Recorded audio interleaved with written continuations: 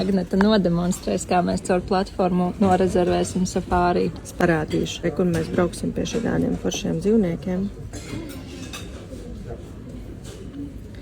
Un mums tur būs arī pusdienas un tur norezervēsim. Datums īstais? Jā, 22. mēs dodamies. Es jau pati norezervēju, tāpēc tagad... Pārliecinies par manu datumu. Nē, uzfilmēju, lai jūs redzat, kā tas notiek. Nu, lūk, un ejam tālāk. Atzīmējamies. Tev būs pasas dati jāievada. Parādi par lojalitātes punktiem, ko tas nozīmē. Tātad, kur man ir, ko tas nozīmē? Man ir lojalitātes punkti par to, ka es esmu members.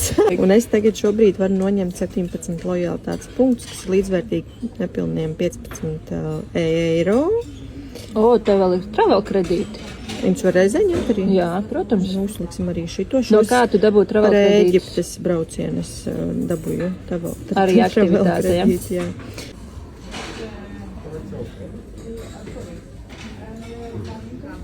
Nu, tagad Agneta savienos ar banku, to es arī nefilmēšu. Tātad rezervācija ir beigusies, un tagad parādi lūdzu, cik tu travel kredītus dabūji.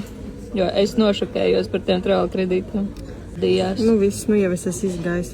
Tur bija pāri pa 1112 travel kredīti, ja nemaldos, un tas ir, mēs atpakaļ tā kā cashback, tas nozīmē dabūjām $10 atpakaļ dabūjām vienkārši par to, ka mēs izmantojām šo platformu un norezervējām caur šajieni mūsu aktivitāti. Agnetai travel kredītu viņš parādīsies, te, kad mēs aizbrauksim uz to mūsu aktivitāti, pēc tam viņš parādīsies.